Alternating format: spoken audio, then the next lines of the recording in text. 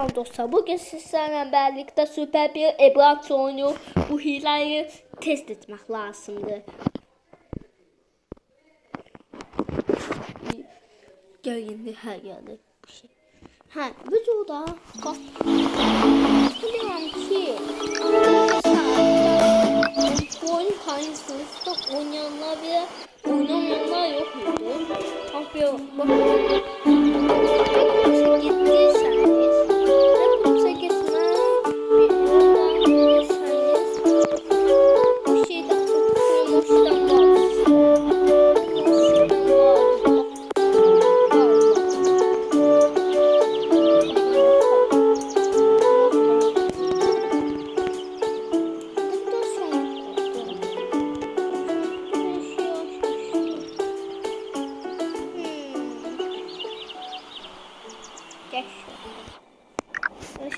Buradan çıkın o bir şey hesabını yapıyorum.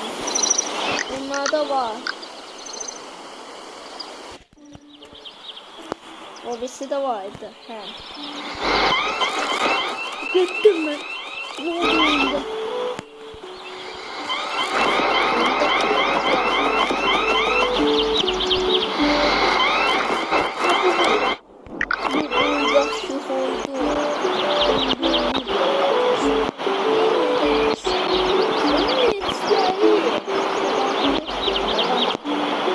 Bakın buradaki bu koymalar aslında.